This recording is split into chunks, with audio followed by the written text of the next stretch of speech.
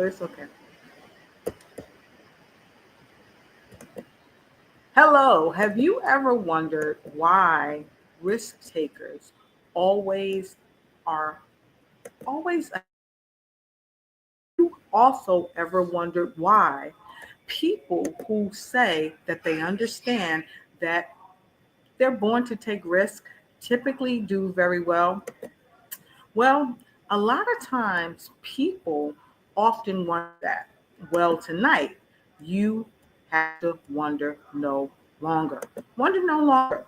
Why? Because I've got two dynamic guests that's coming your way tonight, and they're going to talk to you a bit about some of the things that they face in their life and in their business. This two dynamic duo, Meredith and Greg, they are not only speakers and authors, but they are leaders, and they're going to help you, especially if you're a couple. They're going to help you help yourself to ignite and take flight in 15 minutes of success in your life. So stand by and make sure you grab a friend and tell them to come on in and let us know where you're streaming in from, because we definitely want to know. But here is what we want to share. So let's go.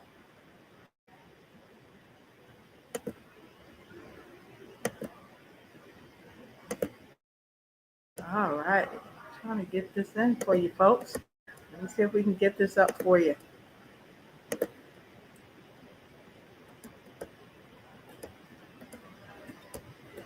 As you know, we always do our intros for you.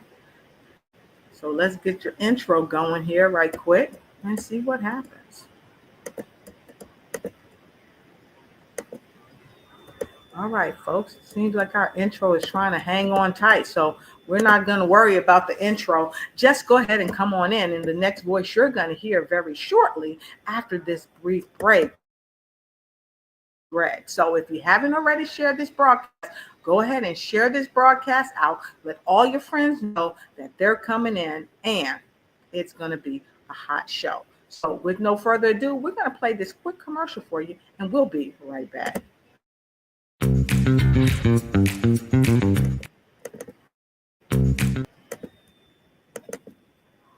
Okay, doesn't want us to play any commercials either. So guess what?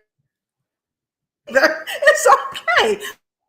Commercials. I want you to welcome our guests, Meredith and Craig. They are co-authors in this amazing book called Born to Risk. And is a risk, but today they're going to talk to you about some of the things that they've risked, but they've come through. Welcome to the show. How you doing, Meredith and Greg? Oh, so great. We're so excited to be here with you. Thank you so much for having us. This is amazing. So excited to have you. So as we get, we're just going to in. So folks, as you come in, let us know where you're coming in from. And if we have any technical difficulty, just stick with us because we're going to keep it rocking and rolling. So to get us started, Meredith and Greg, let the folks know where you're coming in from. We're coming in from Canada today, actually. We are on a bit of an adventure. We normally are living in the east coast of Canada in a little tiny place called Prince Edward Island, but up by Maine. Yep. But today we're calling in from around Toronto. Just above New York. Awesome. All you folks out there in Canada, go ahead and give them some love. Let us know when you come in and where you're streaming in from. So with no further ado, we're going to get right into it. So I told the audience before you came in, I told them a little bit about you, that you're speakers, that you're also authors. You've got a new book coming out, and it's spearheaded by Emilio Roman, and he's an amazing guy, and many of us around the world know him.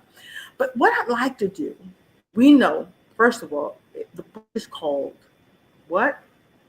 Born to Risk. What inspired you to be a part of this amazing project? Well, we met Emilio and his infectious energy, and so part of it was Emilio and that energy. So we were talking to him, and he mentioned that he was working on this project, Born to Risk, and asked us if we wanted to be a part of it.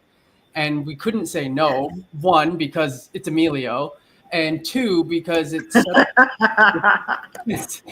such a great opportunity. And I think such a great gift to give the world, to show what risk looks like and how successful people have moved through risk, so that anyone who's sort of on the fence and they're, faced with a tough decision on whether to take a big risk or not, this book is a really good tool to help them, take that step, maybe go to the edge a little bit. Awesome. That's magnificent. And I got to tell you, it's just no better thing to do than when you are inspired by somebody that makes you feel a part of the whole. And that whole is giving back to the world at large. So I absolutely love it. So what we're going to do while we're getting started, so many of you can come on in, we're going to give you this overview. I promise you. Stand by.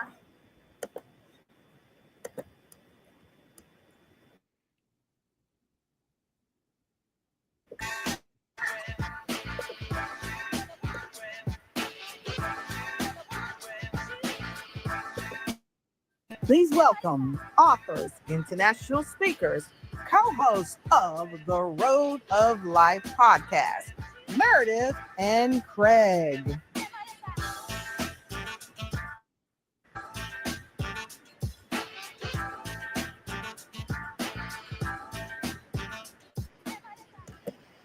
And they are here. So, of course, Meredith, I know you're sitting there looking all great, cool, and calm and collected.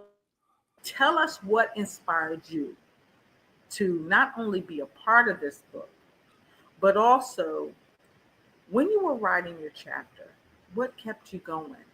Mm-hmm. What made you say, I got to get this chapter done?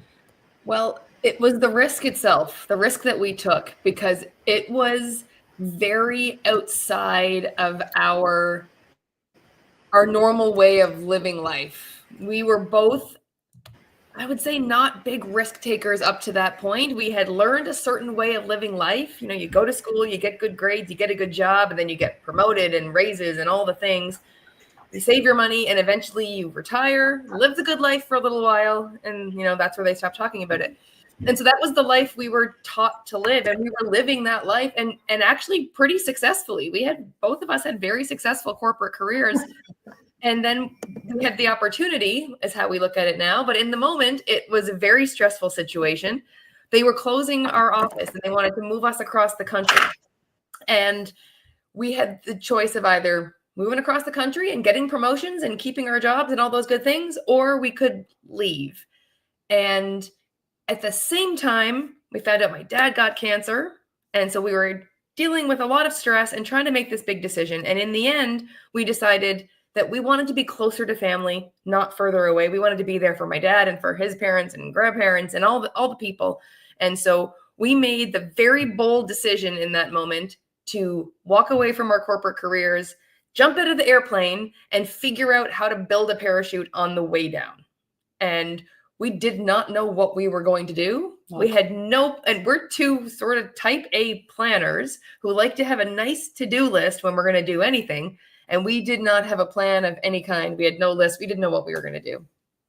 And we face planted hard a couple of times. We learned a few of really important lessons in those face plants. And that's what really inspired us to want to share the story of our risk, because it was a really scary time for us, but it taught us some really valuable lessons that we wanted to share. And the first one was we started chasing money. And what happens when you chase money? It runs away. Same as anything. What else did we learn?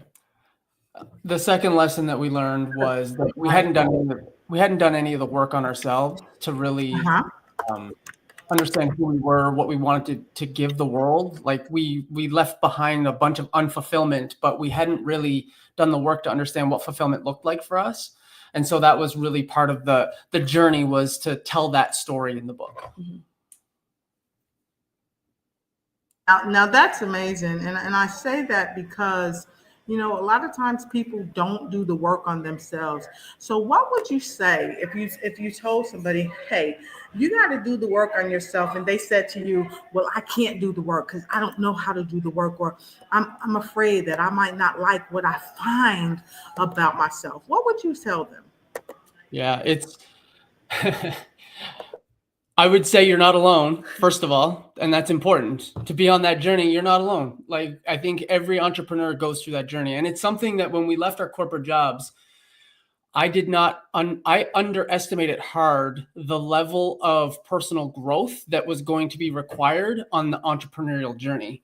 I took for granted that, you know, because I was successful in my corporate life without having to do that work, that I was just going to be able to leave the corporate life behind, jump into entrepreneurship, and still be able to be successful without ever working on myself. And what I learned is that your business is only going to grow to the degree that you grow as a person. And so that was the first big eye opener. And then the second thing is that it is kind of vulnerable and a little bit scary to look at yourself, and maybe you see some things that on the surface you don't really like right away, but that's okay because you can change it at any time. Yeah, I think that's fantastic. The other thing I think is that's good stuff. Yeah, and on this journey, you know, you to your point, you get to decide who you want to be, and it can be scary, but it's not your fault. Like whatever you find about yourself is not your fault. Whatever happened to you, whatever you went through, not your fault. But now that you're aware of it, it becomes your responsibility to deal with it so you can level up and be the best version of yourself. So I found that a little bit empowering, that it's not my fault that I don't think I'm good enough. That was my life up to this point. But now it's my responsibility to change that and see that I am worthy. I do have value, and it's my that's my responsibility now. So I find it really empowering, even though it's a little bit scary. And the really liberating part about that is that it's just a decision in any moment to make that change. Like if you find something about yourself, like that you don't feel worthy of the life that you envision for yourself, that dream, that big dream that you have for yourself, you can in any moment decide that I'm going to change that. And then it just requires the work. You have to put in the work to, you know, deal with your mindset, those limiting beliefs, and start loving yourself again, and switching those limiting beliefs to empowering beliefs, and then using that as rocket fuel to like go and exactly right that dream, right? And you know, last night Kim was on the show with me, and that's what we talked about. To your point, Meredith, you got to make a decision. You can't sit around and wait for someone else to make the decision for you. Only you can make the best decision for you when the decision is in your hand, when you know that you have the power. And you got to take your power back. If you think you've given that power away, you got to take that power back and just make a decision. So with that being said, Meredith and Craig, I want to ask you this. How did you all take your power back? Because I know you were working out at the same company, both of you, but you had to take your power back and say, you know what? No matter what happens, we are where we are, but we're going to take our power back and do our thing. And if you would, give our viewers a little synopsis of where you were and how you got to where you are today. Mm-hmm. And so I think we took our power back several times through this process. The first time we took the power back was when we made the decision to leave our corporate jobs. And that was, like I said, it was stressful, but there was also, even though we had no plan, there was still that deep knowing inside that this feels like the right decision. I don't know what it looks like. I don't know any step beyond the first step, which is we're not moving. After that, I don't know anything, but it feels right. So we trusted ourselves, and that was the first taking of the power back. And then it happened multiple times, but the next time that I really felt it happen was we were trying to build a real estate business that was completely out of alignment with who we are. And in fact, it was starting to cause tension between us. We were getting snippy with each other and short with each other, which is not normal for us. And that's when we threw a challenge flag and said, okay, we have to have an uncomfortable conversation about the decisions that we've made. And we realized in that conversation that we were both miserable in the decisions that we'd made. And it's us above everything else. So yes, we invested in the business. We put all the money into it. We were trying to do this thing, but no more. It's not for us. It's not working for this. And it's this above everything. So taking our power back, putting a pin in the things we were doing that weren't in alignment with us, and focused on our relationship and ourselves. You know what I absolutely love that you're saying and that I'm hearing, and all of you out there, go ahead and put a 5 if you're hearing this. I'm going to tell you what it is. What you're saying is, listen, if you don't plan for the day, things get away. And I say that frequently. So you got to plan. You knew that you were like nippy at each other, but you said, hey, we're not going to do that. And so instead of being reactive, we're going to be proactive, and we're going to plan for the day so that things don't get away. Talk to us about why people need to plan for the day so things don't get away. Because like you said, you were nippy, and it really could have exploded. But instead of doing that, you took back your control and say, no, we're not going to have that. We're going to make a plan so we can overcome these milestones. Mm-hmm. Yeah, it's something that we talk about a lot, actually, is that if you whatever's important to you, you make time for, you make it a priority, and you put it in the calendar. You make the plan to execute on whatever it is. And one of the things that really hit home for us when we left our corporate job was that we didn't actually know what our plan was. Like, we didn't know what we wanted our dream life to look like. Like, we jumped into this real estate business and we were kind of floating around, and we were a ship lost at sea with no plan whatsoever. And when you don't have a plan, you just drift and you just go wherever the waves take you. And you might beach on this shore and you don't like that place. And you might beach on this shore and you don't like that place. But if you actually plan where you want to go and you map the route, then you have such a much more likely chance of getting to where you want to be at the end of the day. And so mapping out what you want your life to look like, and then just create a plan for the first step or two. And then as you do, the next few steps start to reveal themselves, and then you can make a plan to attack those. But yeah, it's critical to have some sort of plan. Otherwise, how do you get to a destination if you don't know where you want to go? Here's the other thing that I want to say as well. If you don't plan for success, you're opening the door for failure. Mm-hmm.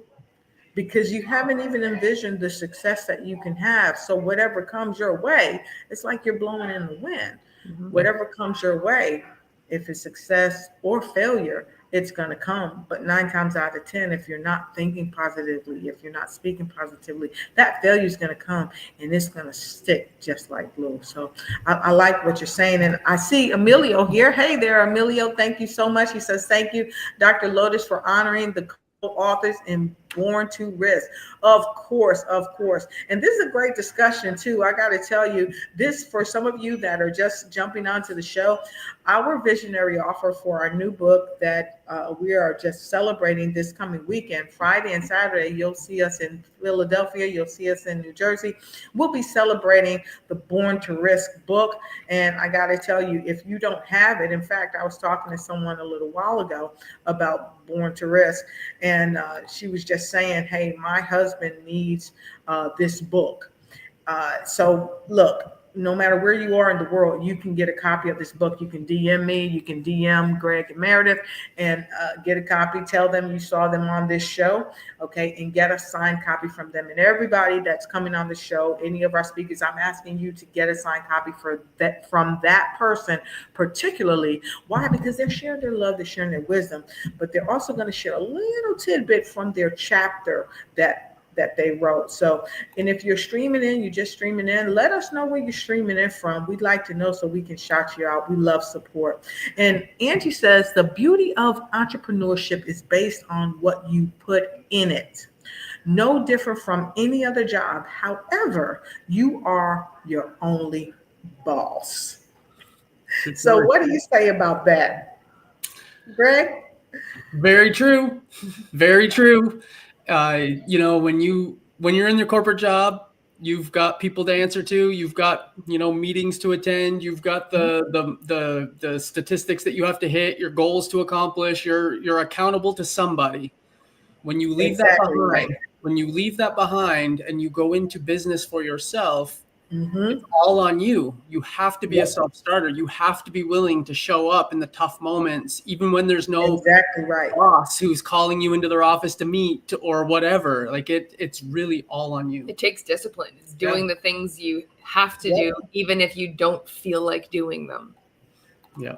True. I agree with that. And here's the thing. Sometimes we get so tied up and so wrapped up and we don't make the time to do the things that we need to do.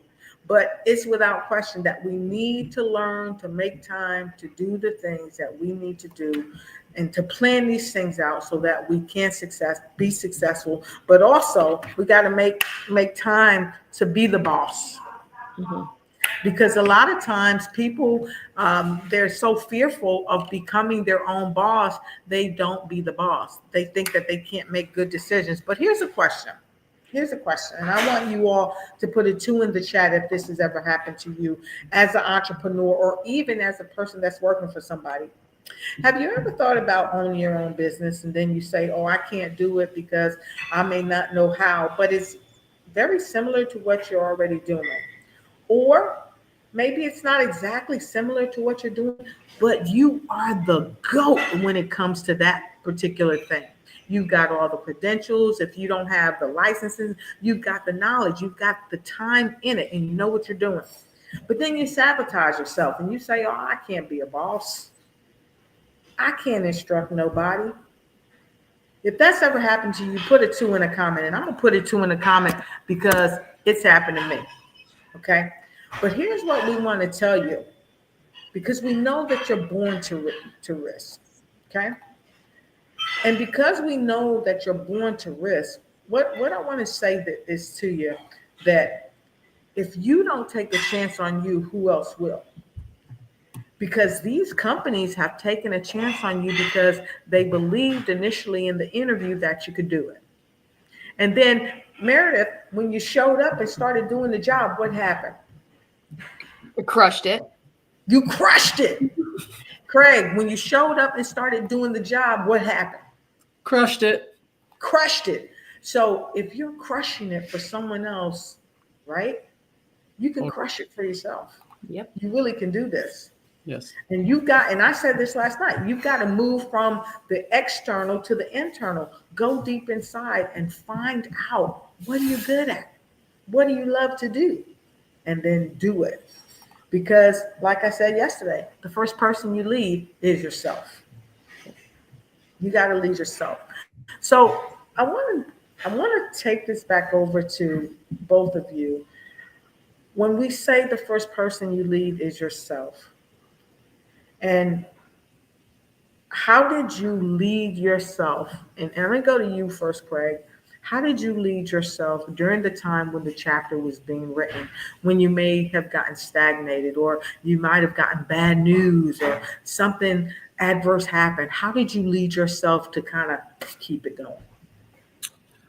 Yeah, it's one of those things, like just like in business, like we just talked about, right? Like you are your own boss and you lead yourself. You have to get it done. There's a deadline. Emilio is relying on me. And so I had to just look at my own integrity and be like, I cannot be a person who says I'm going to get this done by this deadline and then not get it done. So it was just aligning. Yeah, it's just aligning my words with my actions. And that means a lot to me. It's a value of mine, is my integrity. And so when I say I'm going to do something by a certain time, I make for sure that I'm going to get that thing done. So exactly. Really relying on my values.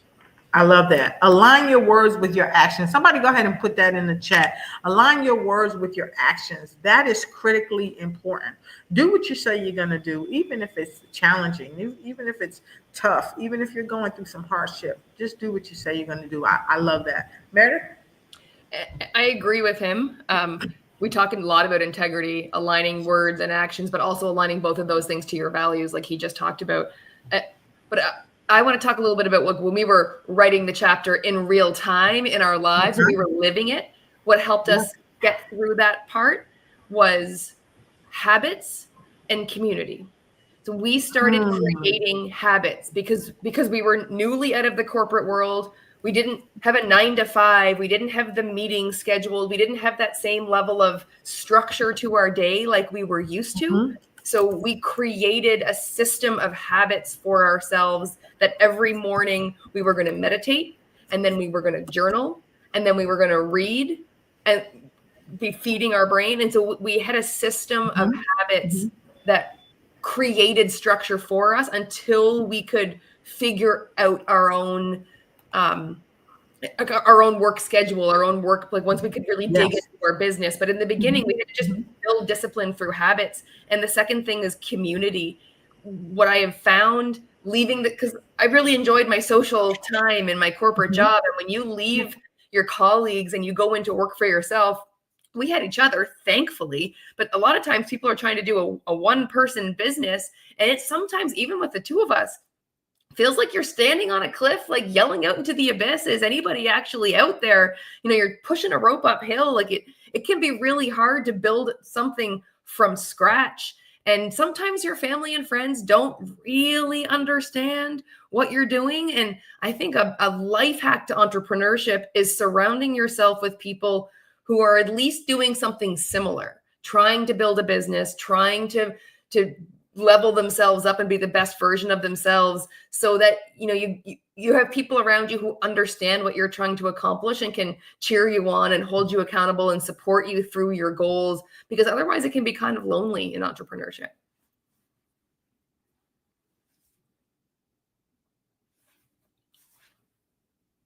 Yeah, my mic was muted. Y'all, you know how I do. I'm in the background. Yeah. What's she saying? So you're really spot on. And I like what you all are talking about with your habits and your community. And then Angie said, have the confidence to achieve your goals and you'll go far. So you got to have that confidence too. You have to establish great habits. You have to establish great communities and great commitments, because I heard you say that we decided when we got up in the mornings, we were going to meditate. So let's talk about meditation for a minute, if we will. How does meditation or how has it played a significant part in your lives for where you've come from? Okay, Greg, I want you to take that part where you've come from, and then Meredith, I want you to take the part of where you are now. Okay. Well, where we came from was I was definitely someone who did not meditate and did not think about mindfulness in any way, shape, or form. And so it was a little bit of an adjustment for me, not going to lie. But what I found that it did was it centered me, it calmed me. Like I was someone who typically was very anxious, very like go, held things tight, very uptight, I guess maybe is the best word.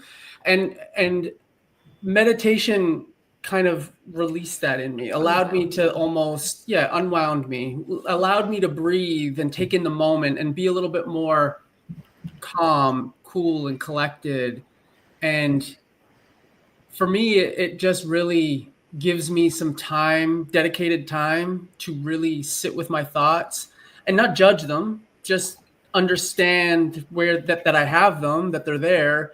And it gives me a lot of insight into who I am as a person. I know myself better now as a human being than I ever have at any other point in my life. And a lot of that is because of meditation.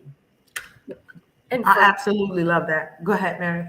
And for me, for where we are right now, most of what he said applies from the past. And for right now, what I find meditation is like the white space around my life. I found like I always get my best ideas right when I'm falling asleep or when I'm in the shower. And both of those times are inconvenient times to have great ideas.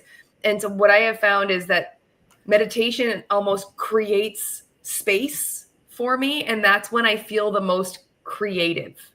And that's when I have good ideas about, our next program or our next idea that we're going to execute on. Like I can visualize and understand where we're going and see the path a lot easier from the creativity and just the space that I've created because of the quiet.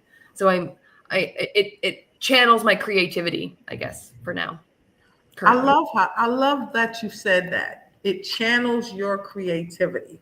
So anybody else, does it channel your creativity? If it channels your creativity, put CC in there. Channels your creativity. So when you say that, I think I know what you mean. But when you say it channels your creativity, what do you mean? it like almost turns the faucet on for my creativity, because I find the days are busy, right? Like we have a lot of things going on in the day. We have a lot of structure, we have a lot of schedule, and I'm less likely to get creative ideas that they don't jump into my brain when I'm busy. When I'm doing a lot of things, I am focused on my task. I don't get a lot of interesting things popping into my brain when I'm in flow doing something else. So by being quiet, by sitting there, and by creating the space, it's like I turn a faucet on, and then all of a sudden creative ideas just start flowing when I get myself into a calmed, quiet state. And so it's like literally a faucet, like literally turning on a faucet for me. That's awesome. That's really, that's awesome. I like that. I like that. I like that a lot. It's like I'm envisioning when you turn on that faucet, that stream of water, it just keeps going and keeps going and keeps going. So, Greg, can you imagine feeling those blessings from the universe that are showering over you because this faucet is on? How does that feel for you, Greg? Because I asked her to say where the two of you are now, right? So, how does that feel for you? Well, it's hopeful. Like when you have a bunch of creative ideas constantly flowing, it just feels like because I've never thought of myself as a creative person, first and foremost. Before I jumped into entrepreneurship, I never ever felt like I was a creative person. Being an entrepreneur and having this meditation time, and to her point, having that creative flow and all those ideas coming, it makes me feel like a different person. It makes me feel like my actual self, because I am actually a creative person. I've come up with a lot of creative ideas, a lot of creative thought, and it's changed my identity from one that I'm not a creative person. That's not who I am. I play sports. I don't do the creative thing. Whereas now it's like, no, you can do both. You can play sports and have creative ideas and be a creative person. And it's just like a very warm feeling. Like it's warm water. It's warm water. I love it. I love it. And so we want all of you to get some warm water. We want you to really jump in and feel what it feels like to feel that warm water. And a lot of times the way you feel that warm water is understanding that you were born to risk. You were born to risk. So I want to talk about, when we talk about, Greg, Born to Risk, when you first heard the title, right? When you first saw it, what came to your mind when you first saw it and when you heard it? Born to Risk. That I didn't always believe it, but I certainly do now, because I grew up believing that life was supposed to be lived a certain way. Right. Like you go to school, you get the grades, you graduate, join corporate, get a career, and right. Really not a lot of risk. For like, my mindset was not, looking back, not a lot of risk to that. I was pretty risk averse. Right. I wasn't willing to step out of my comfort zone much. And then realized that, since we've jumped into entrepreneurship, is like, actually, this is a very apt title, because we are all born. Right. When you think about it, it's reframed for me, because even that corporate job is a huge risk. Yeah. Like you're like you're going in every day and you're putting a lot of faith in that company that they're just gonna continue to pay you forever, and like it's always going to be a steady paycheck and you're always going to be employed, and there's a risk associated with that too, and not growing and not doing the things that you love to do. There's risk associated with all of that. So there literally is risk in everything we do. So it's reframed it for me that, we are born to risk. I love it. I love it. And so, folks, I know that you've been waiting for us to share this with you. So this is the book cover. And I asked each of my guests what they thought, because this book cover can be pretty scary. Yes. You're in the deep waters of life. You're swimming with the sharks, okay? And there's sharks in life, there's sharks in business, okay? And then there's some sharks inside of us, in what we think and how we feel about ourselves. And so when you see this book, for me, when I saw it, it reminded me of Jaws, Yeah. right? And when I saw Born to Risk, it's like we are taking a risk every time we wake up in the morning, draw our first breath, get up. Before we even go out into the world, we've taken a risk. And so many people have taken risks in their personal lives, in their business lives, but also helping other people is a risk. And so when I saw this, I thought it was absolutely amazing. And so we'd like you to come here, okay? And there's a documentary here, and I don't want to play too much in the documentary because Facebook and YouTube, they'll like chop us off, right? But you can purchase your copy, and I'm going to ask you to go to Meredith and Craig and purchase a copy because they're going to be in Philly this weekend, and I think over into New Jersey. Yes. Purchase your copy from them. You can DM them, connect with them directly, and get your copy from them. And you might be saying, well, Dr. Lotus, how am I going to connect with them? And I don't know how to connect with them. How am I going to wrong? I'm going to give you their information. Okay, I'm gonna give you their information and I want you to go ahead and connect with them. So if you look in the comments right there, I've already put their information in there for you. Okay, so you go right there and you pull up their information. Okay, you see it right there down below.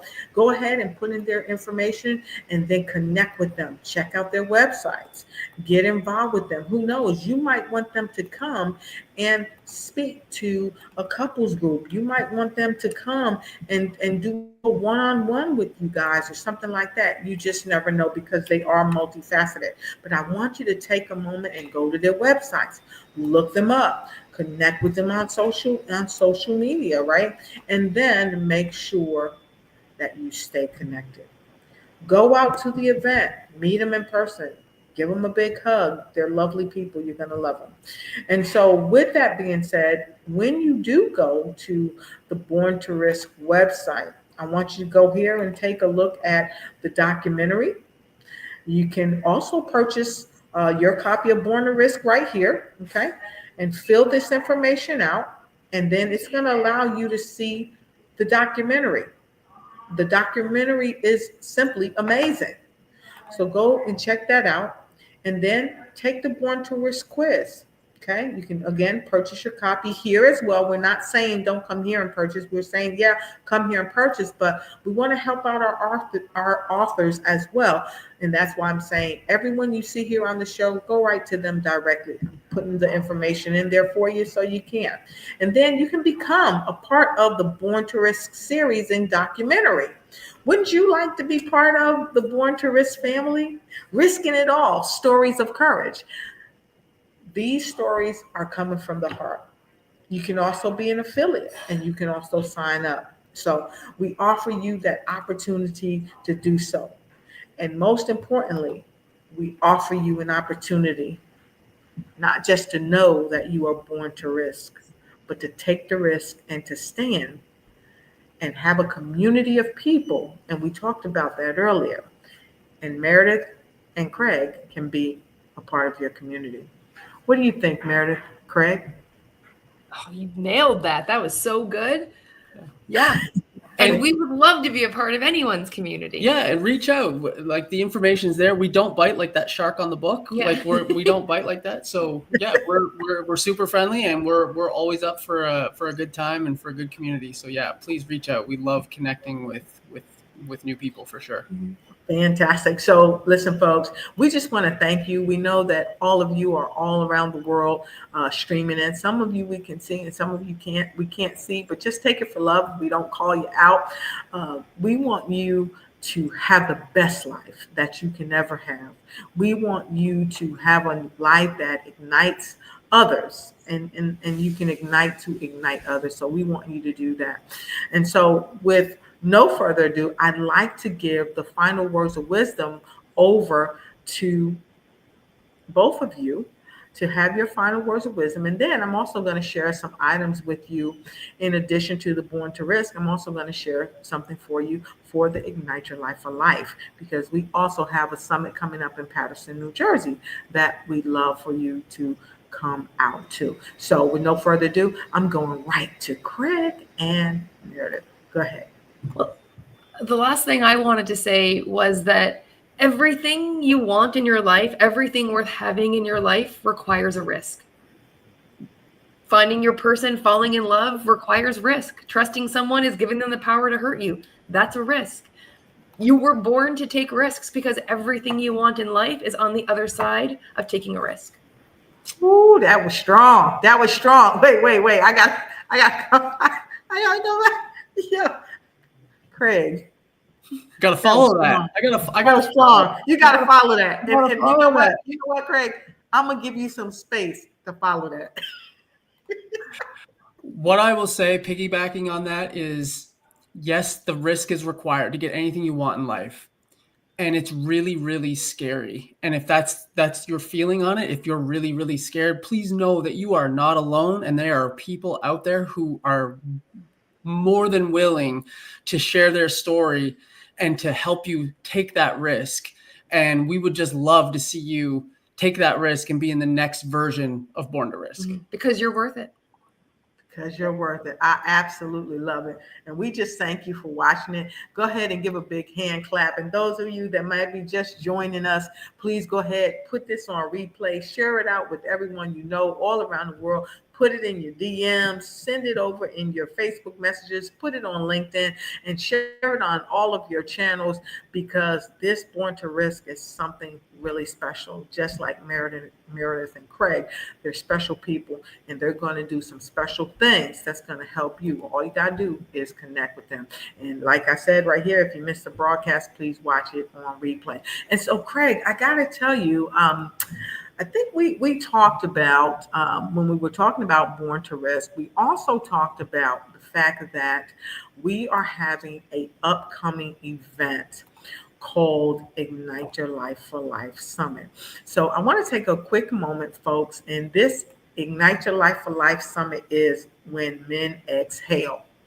And this is going to be amazing, because a lot of times we tell men, no, you can't, you can't cry. You gotta be this macho guy. You gotta bear the weight of the world. And so from a man's perspective, Craig, why is it important for men to exhale? As men, I think we feel a lot of pressure, undue pressure, and it's actually killing us. It's actually shortening our lifespan.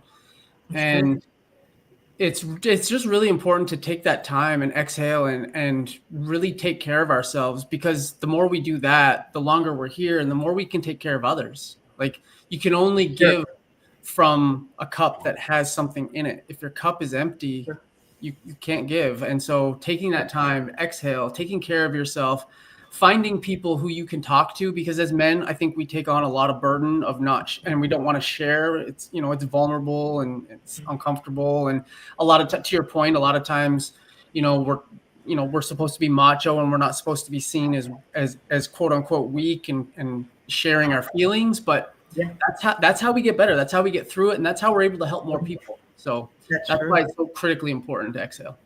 Wow, powerful. I wouldn't want to have to follow that, but Meredith, I have a question for you. So as a spouse, why is it important that as a man, Craig can exhale? And how does it improve the relationship inside the home as well as outside of the home? Well, vulnerability is actually the ultimate show of strength. A lot of us grew up believing it was weakness, but being able to share whatever's going on with you is the ultimate show of strength. And it's my job, my responsibility as a spouse to create a space where he feels safe to be able to share with me. If I'm sharing our inner dialogue with anyone else, or if I'm throwing back vulnerabilities in the heat of the moment when we're in an argument about something, then he's not safe to share that stuff with me. So it's my responsibility as his wife to create a safe space where he can exhale with me, because I'm his safe space. Woo! Did she blow that out the water or what? Yes, she did. Woo, that's a mic drop. So listen, we're going to share a little snippet from the Ignite Your Life for Life summits that have passed and some information about what's coming up.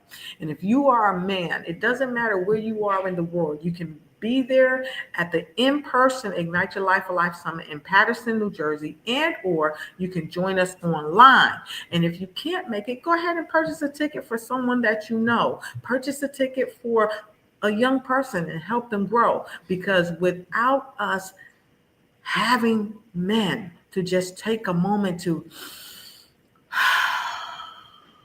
excel, like Craig and Meredith said, a lot of times we lose our men too soon in life. A lot of times they don't have that safe space, but you can help make the difference. So check this out.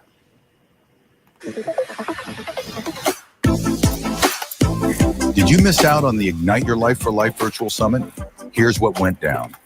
Incredible insights from industry experts, game-changing strategies, and exclusive behind-the-scenes moments.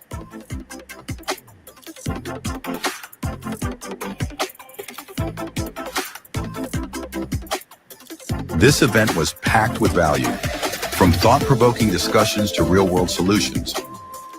Attendees walked away inspired and empowered.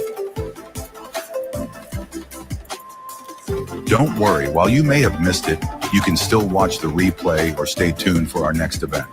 Trust us, you won't want to miss out again. Visit igniteyourlifeforlife.com or scan the QR code for more information. The Ignite Your Life for Life Virtual Summit, where resolutions reignite and dreams refuel. That's it. So come and get refueled. And to you, Craig and Meredith, I just thank you for being here today. And we look forward to seeing you this weekend at the Born to Risk. And make sure, if you haven't already connected with them, make sure you connect with them, because guess what? You will be happy that you did. And that's all for now. Y'all be blessed. Ciao. Thank you for watching the show. Subscribe to our YouTube channel. Ring that bell so you won't miss a thing. And we'll see you on the next episode of 15 Minutes of Success, where powerful entrepreneurs share what they do so you can be successful too. If you want to be a guest on the show, please connect with us at Lotus Riché Ignites You.com. And we'll see you on the other side of 15 Minutes of Success.